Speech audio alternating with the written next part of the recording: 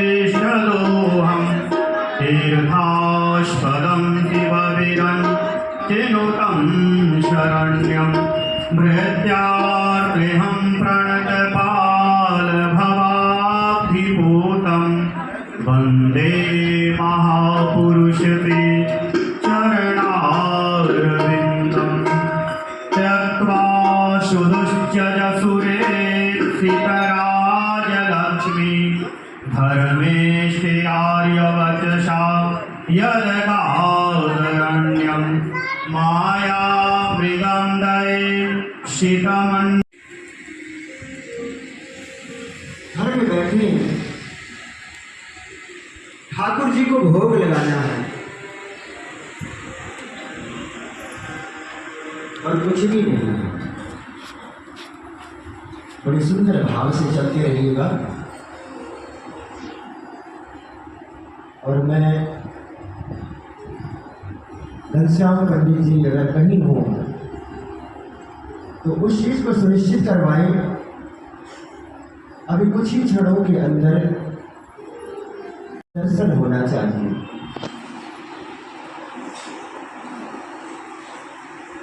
घर में भोग लगाने को कुछ नहीं। पत्नी ने कहा क्या बनाओ? सुदामा जी ने कहा देवी जल तो है, तुलसी दल लेकर आओ, उसी से भोग लगाया जाएगा। जो नारायण की इच्छा।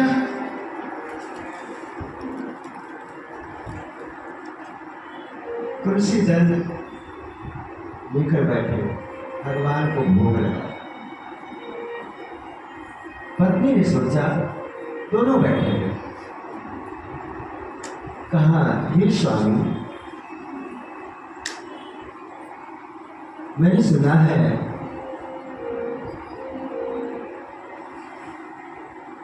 द्वारकापुरी के जो राजा हैं वो आपके बचपन के सखा हैं। क्या आप कभी उनसे मिलने गए हैं? क्योंकि सुशीला ने सोचा कि अगर सीधे कहूंगी तो नहीं जाएंगे।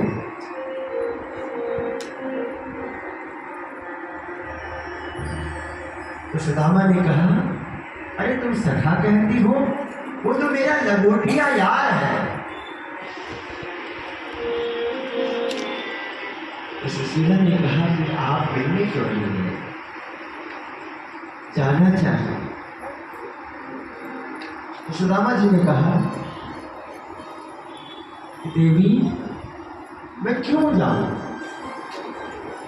अगर मिलने जाऊंगा तो ये भाव आएगा कि सुदामा कुछ मानने आया। मेरा वो सखा है, उसका दर्शन मैं यही बैठे बैठे कर लेता। अपने मन में बैठे अपने गोविंद का दर्शन करते रहे। जिस देश में जिस वेश में जहां भी अपने परमात्मा को जरूर याद करें। कहते नहीं जाना मेरा भगवान मेरे पास। सुशीला ने कहा नहीं, आपको तो जाना ही चाहिए, अपने मित्र के पास दर्शन करने ही चले जाओ। तब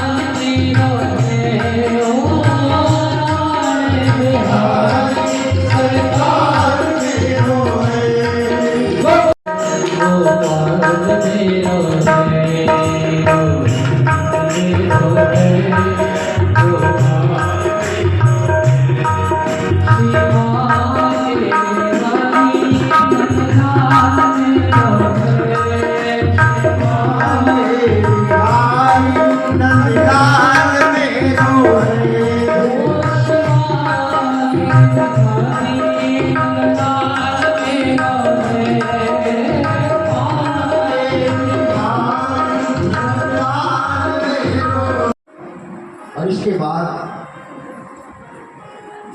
सभी भगवान की भक्ति में लीन हैं। मेरे कृष्ण भगवान की जो पत्नी है, जिनका नाम है जाम्बवती जी, इनके पुत्र नहीं। ये पुत्र पाने की तपस्या करती हैं, साथ में मेरे भगवान कृष्ण भी करते हैं। तो शंकर जी और पार्वती जी ने कहा कि हम दोनों ही पुत्र, उन्होंने कहा मैं पुत्र बनकर जाऊंगा, और माता पार्वती जी ने कहा मैं पुत्री बनकर जाऊंगी। तो शंकर जी ने कहा कि कुछ ऐसा करो कि हम दोनों एक बनकर चलें। तो सांब जो पुत्र पैदा हुआ, उसका नाम सांब रखा गया। अपने पुत्रों को कृष्ण भगवान बैठ करके एक दिन समझा रहे थे, हे पुत्रों, कुछ भी हो जाए लेकिन कभी संत का अपराध नहीं करना। संत का अपराध नहीं करना। ये सारे एक दिन भगवान के पुत्र जितने थे वन में गए, और वन में देखा 2-4 मुनि बैठ करके हवन पूजा पाठ कर रहे थे।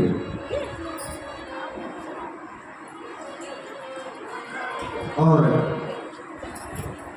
शाम को क्या किया कि उनके पेट में वो साड़ी लपेट दिया खूब मोटी सी, और लेकर गए मुनिवर के सामने। तो कृष्ण के सारे जितने पुत्र थे, मुनिवर से पूछा कि ये बताओ कि इसके पुत्र होगा या पुत्री होगी। तो मुनिवर तो सब अंतर्यामी जानने वाले, उन्होंने कहा कि न पुत्र होगा न पुत्री होगी, इसके तो एक लोहे का मूसल होगा। दे दिया श्राप यदुवंशियों को। समय आने पर आकर के वसुदेव जी को बताया। वसुदेव जी बड़े चिंतित हैं। समय आने पर जब वो मूसल खोल कर देखा तो उन्होंने क्या किया कि उसको पिसवा करके समुद्र के किनारे फेंकवा दिया। एक छोटी छोटी घास निकली, एरका नामक घास, वो तलवार की तरह, और उसी तलवार से, उसी एरका नामक घास से सभी यदुवंशी आपस में ही रहकर इनका विनाश हो गया। इसके बाद भगवान अपनी लीला समाप्त करके जाना चाहते हैं, लेकिन उसी समय उद्धव जी का मिलन हो गया। उद्धव जी रोते हैं, कहते भगवान आप अपनी लीला संपन्न करके जा रहे हैं, तो हम लोग क्या करेंगे, कैसे रहेंगे आपके बिना। तो मेरे भगवान ने बताया, बहुत सुंदर बात बताई कि जो भगवान का हो जाए वही भागवत है। जो हर समय भगवान का नाम स्मरण करे वही तो भागवत है। उद्धव जी और कृष्ण भगवान का ये प्रसंग चल रहा है। उद्धव जी ने कहा भगवान हमें ज्ञान की बातें पता नहीं है। तो मेरे भगवान ने कहा हे उद्धव, एक महात्मा, एक महाराज थे यदु जिनका नाम था, वो जा रहे थे वन में, तो रास्ते में एक महात्मा बहुत जब उनको देखा तो कहा, अरे मुनिवर, आप तो वन में हो, कैसे इतने आप हट्टे कट्टे मोटे हो गए? तो उन्होंने कहा कि मैं हट्टा कट्टा नहीं हूँ, मैं तो केवल भगवान का सिमरन करता हूँ और इस प्रकार से मैं भगवान के नाम का जाप करता हूँ हर समय। कैसी भी परिस्थिति में रहो, कहीं भी रहो, लेकिन भगवान के नाम का जाप करोगे तो वो आपको फायदा ही करेगा। भाय को भाय अनख आलसा हो, नाम जपत मंगल दिश दशक। भाव से गाओगे या बिना भाव के गाओगे, लेकिन भगवान का नाम 10 दिशाओं में मंगल ही करता रहता है। वो कौन थे? वो मेरे दत्तात्रेय जी भगवान। उन्होंने कहा, यदु महाराज से मैंने अपने जीवन में एक नहीं 24 गुरु बनाए हैं। पुरोहित को पहला गुरु बनाया। पुरोहित का अर्थ होता है पुरे अग्रे हितम इति पुरोहिता, जो हमारा हर समय कल्याण सोचे वही पुरोहित। और इस प्रकार से कहते हैं, मैंने दूसरा गुरु वायु को भी बनाया। वायु को समझते हैं, हवा। मैंने हवा से ये सीखा है कि जब हवा चलती है तो सबको एक समान लगती है। व्यक्ति को अपने जीवन में एक समानता रखनी चाहिए। और वो कहने लगे, मैंने अपने जीवन में आकाश को भी गुरु बनाया। आकाश को गुरु बना करके मैंने ये सीखा कि इस संसार में कहीं भी रहो, सारा संसार इस परमात्मा का है, उसका नाम स्मरण कभी नहीं भूलना चाहिए। ये भागवत हमें ये सिखाती है कि कहीं भी रहो, किसी देश में किसी देश में रहो, लेकिन भगवान के नाम का सिमरन, उनका कीर्तन कभी नहीं भूलना। दत्तात्रेय जी कहते हैं, मैंने जल को गुरु बनाया। जल को गुरु बना करके मैंने क्या सीखा? मैंने ये सीखा कि अपने आप को इतना शीतल रखो जैसे जल शीतल होता है। जल कितना मधुर मीठा, बिना जल के रह नहीं सकते हम लोग। वाणी ऐसी बोलिए, आप अपने वाणी को, कि धनुष से निकला हुआ बाण और जबान से निकली हुई वाणी ये कभी वापस लौट कर नहीं आएगी। इसलिए कुछ कहने से पहले तोड़ो, विचार करो कि हम बोल क्या रहे हैं। ये 32 दांतों के अंदर में जो जिह्वा रहती है, ये आपको चाहे तो मालपुआ और खीर खिलवा देगी और चाहे तो चप्पल जूते भी खिलवा सकती है।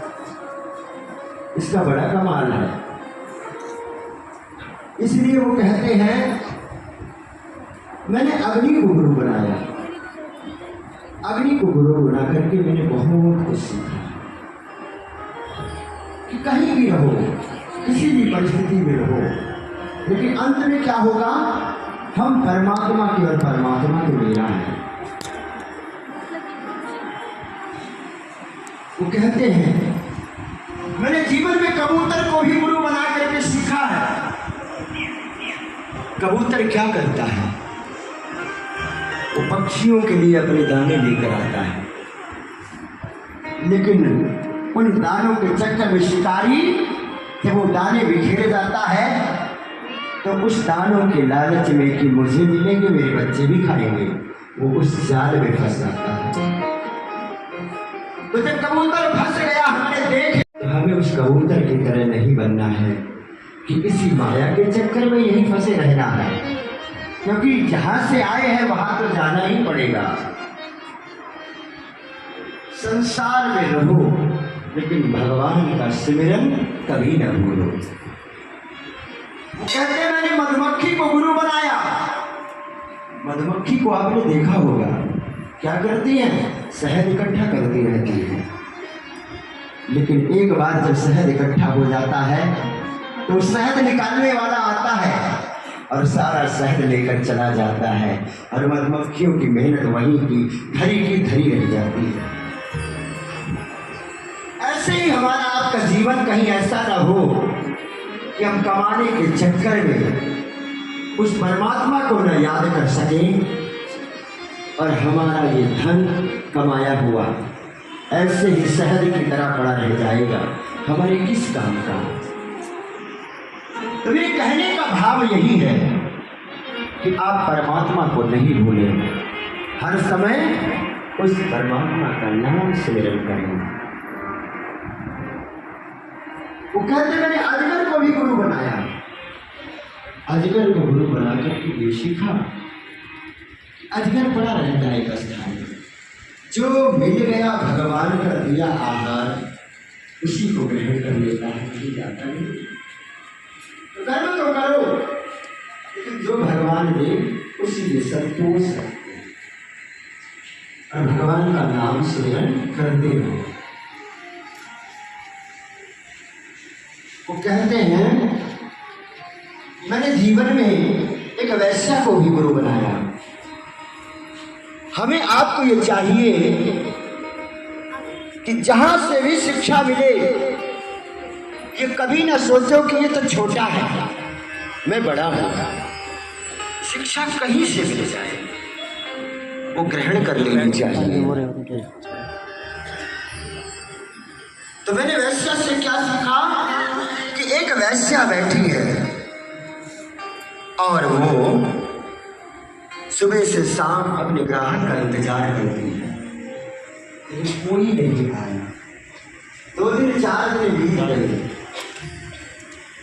फिर उसने ये संकल्प लिया इस हार मास के कूदने के लिए मैं बैठी रही थी, कोई नहीं आया। अगर शायद मैं 4 दिन अपने प्रभु का इंतजार कर लेती तो वो जरूर दौड़ कर आ जाती। तो ऐसा जीवन चाहिए भक्तों। कुरली पक्षी को गुरु बनाया। मैंने कुरली पक्षी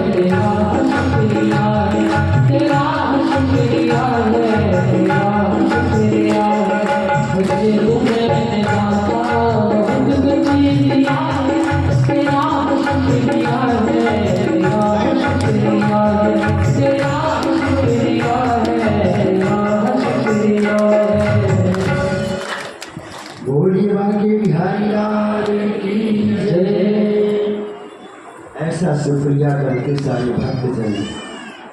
हे प्रभु बड़ी कृपा की आपने लगातार 7 दिन तक हमें ऐसी कथा से सराबोर करवाया है, और अब सारे भक्तजन, सुखदेव मुनि जी लगातार 7 दिन तक कथा सुनाई। सुखदेव जी राजा परीक्षित से पूछते हैं कि राजा परीक्षित, आपने कथा सुनी, ये बताओ, आप कह रहे थे कि तक्षक नाग डसेगा, 7 दिन में मृत्यु हो जाएगी। अब मृत्यु हुई कि नहीं हुई? तो राजा परीक्षित ने कहा, भगवान, इस कथा को सुनने से ही मैं जान गया कि मेरी मृत्यु नहीं हुई, क्योंकि आत्मा की मृत्यु कभी होती नहीं। मृत्यु होती है तो शरीर की होती है। और ऐसा कहकर सुखदेव मुनि का पूजन करने लगे कि हे गुरुदेव, आपने सुंदर कथा सुनाई। तो मुनि महाराज का भोजन, सुखदेव भोजन के लिए सोनू वर्मा जी अपने बीवी के साथ यहाँ पहुँचे हैं। अभी 3 दिनों तक, कुछ ही दिनों पहले हमारे बीच में श्री सत्यम जी, सोनू वर्मा जी लगातार भजनों के माध्यम से, कथाओं के माध्यम से भक्तों को सराबोर किया था। सोनू वर्मा जी आ रहे हैं।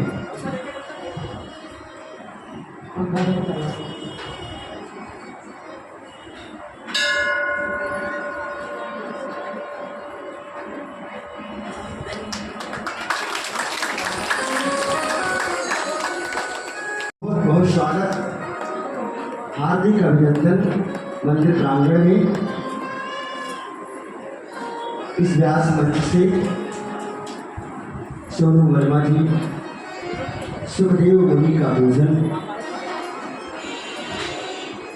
देव जी के साथ आएंगे। बोलिए बांके बिहारी लाल की जय। पहले यहाँ ठाकुर जी को स्पर्श करवाइए। बोलिए बांके बिहारी लाल की बहुत कृपा ठाकुर जी बनाए रहे, आपके जीवन में सदा ही मंगल ही मंगल होता रहे। आइए चलते हैं उस यात्रा की ओर जहाँ पर सारे भक्तजन झूमते हैं, मस्ती में भजनों के माध्यम से चलते हैं। बोलिए बांके बिहारी लाल की जय। आइए झूमते हुए मस्ती के साथ। हम हो गए राधा रानी के, हम हो गए श्यामा प्यारी के, हम हो गए भागर कहते हैं, जी आप पीछे नहीं रहेंगे। हम हो गए भागर कहते हैं, हम हो गए राधा रानी के, हम हो गए भागर कहते हैं, हम हो गए राधा रानी के, हम हो गए राधा रानी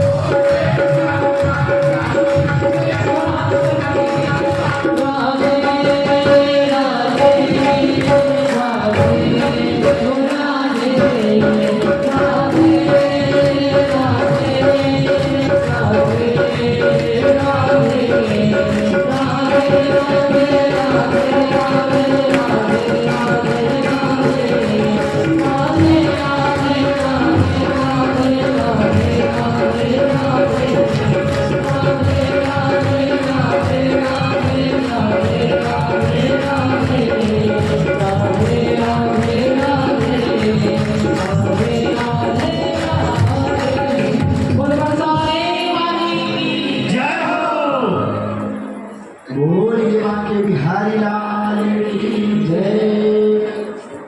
बहुत सुंदर दर्शन कीर्तन। अब इसी कड़ी में मैं आपको बताऊं कि हमारे मंदिर समिति के अध्यक्ष प्रधान जी तहसीलदार श्री कटारिया जी वो यहाँ पर आए मंच की तरफ, और आज इस 7 दिन से लगातार सत्संग चल रहा है, और पहले दिन से ही जो आया माता के मंदिर में वो लगातार 7 दिन आता रहा। सबसे पहली बधाई आप सभी भक्तों को कि आपके जीवन में ठाकुर जी ऐसी कृपा बनाए कि सदा मंगल ही मंगल होता रहे और माँ के दरबार में ऐसे ही मेला लगता रहे।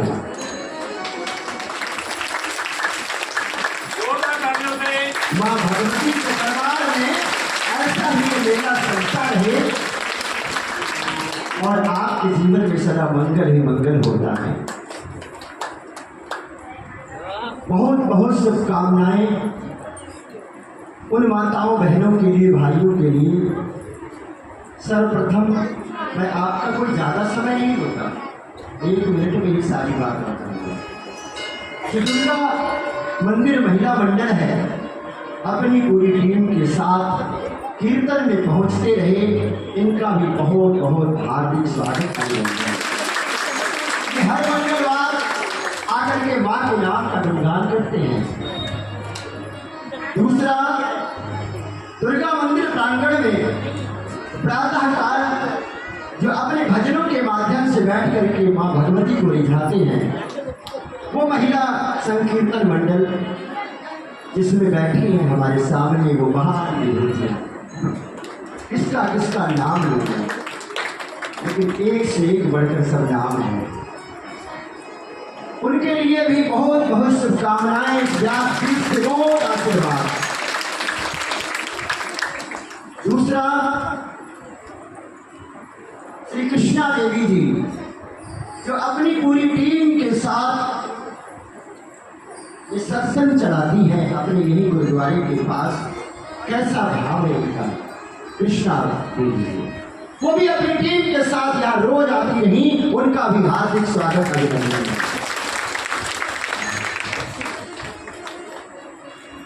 दया रानी जी जो योग शिविर चलाती हैं पुरानी आबादी महर्षि दयानंद पार्क से,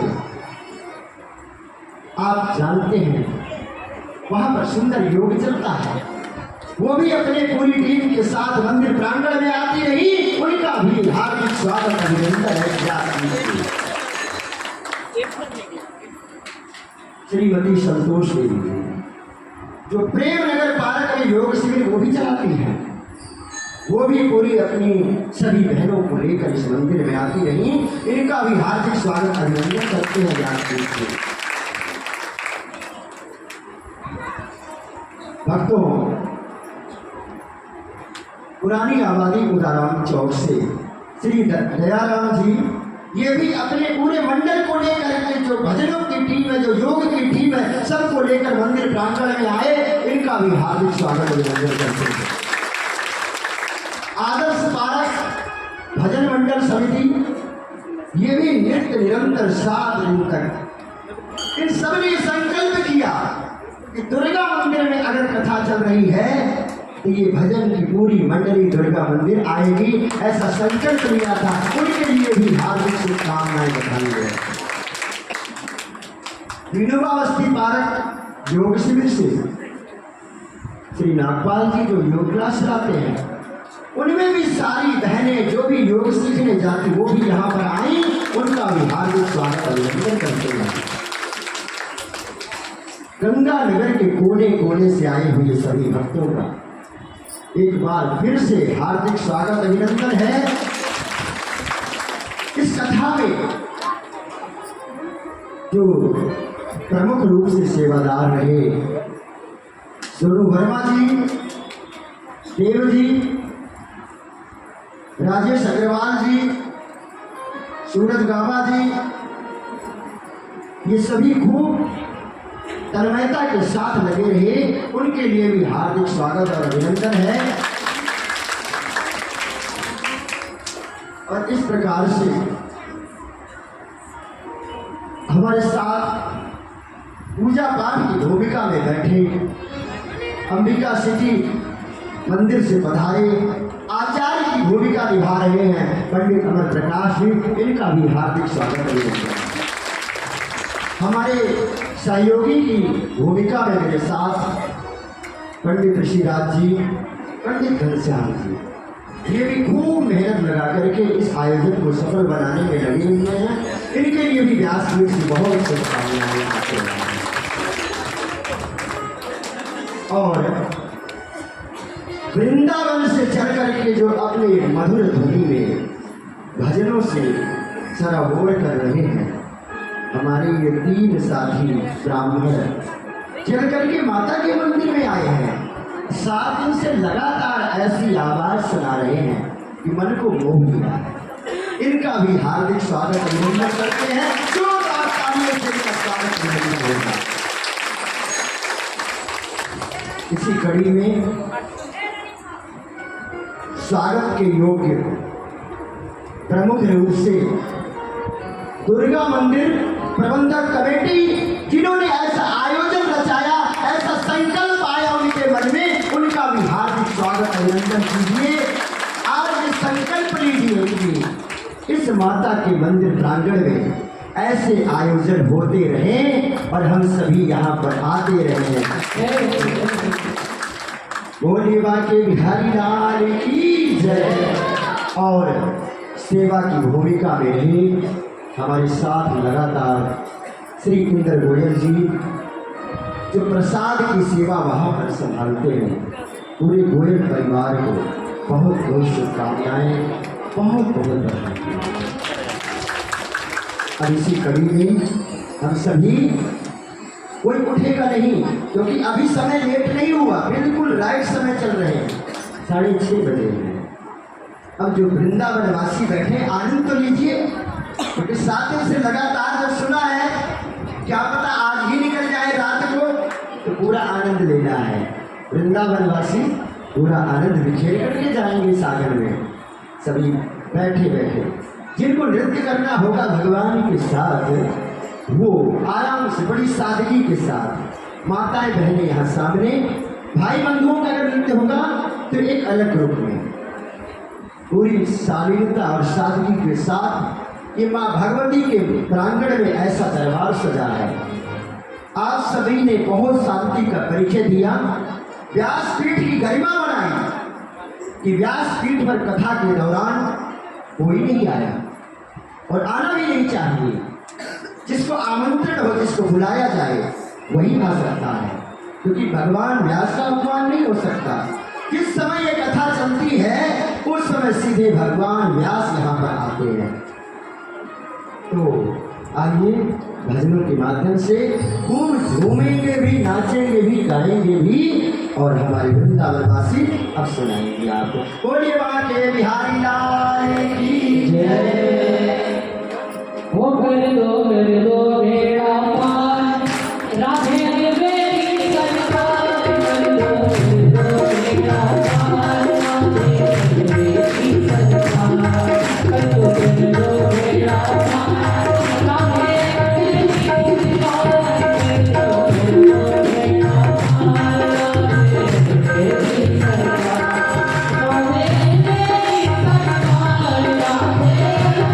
सरकार, राधे मेरी सरकार, राधे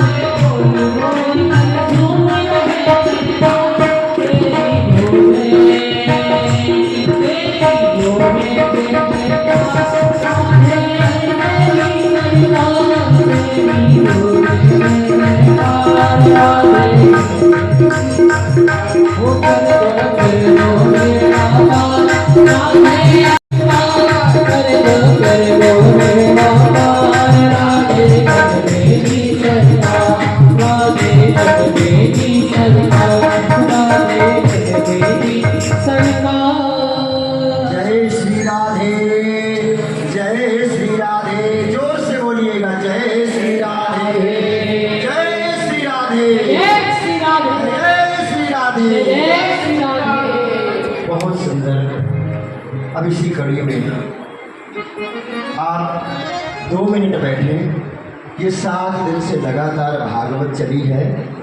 काया भवस्ते वचन रचन वेगम केवलम चाकलय्या ध्रुवपदिमपि यातो यत् कृपातो ध्रुवोऽयं सकल कुशल पात्रं ब्रह्मपुत्रं नतोऽस्मि। ध्येयं सदा परिभवान्नमभीष्टदोहं तीर्थास्पदं शिवविरचिनुतं शरण्यं वृक्षाकृहं प्रणतपालभवाधिकोटं वन्दे महापुरुषते चरणारविन्दम्। बोलिए सुखदेव भगवान की जय, व्यास जी महाराज की जय, श्रीमद्भागवत महापुराण की जय, द्वारिकाधीश भगवान की जय।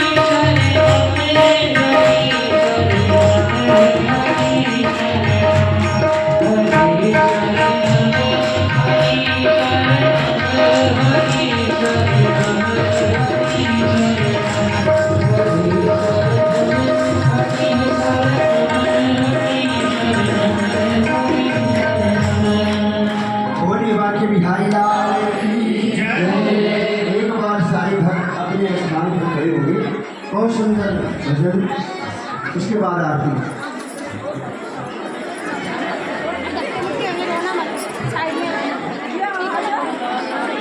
ओ मेरे बांके बिहारी लाल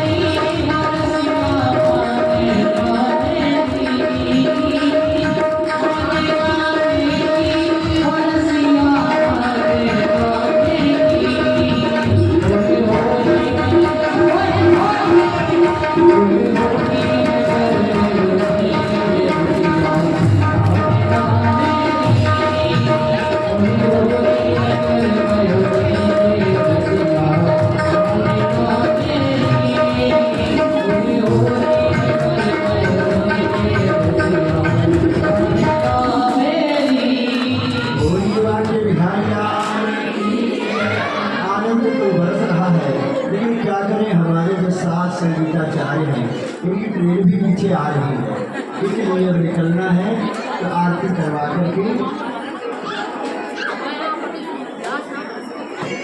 अगर 7 दिन के आयोजन में कहीं से कोई कमी कोई त्रुटि रही हो तो हम क्षमा चाहते हैं। इस कथा आयोजन में आप सभी भक्तों से माता रानी की कृपा सभी पर बनी रहे, आपको किसी प्रकार की कोई अनिष्ठा न हो।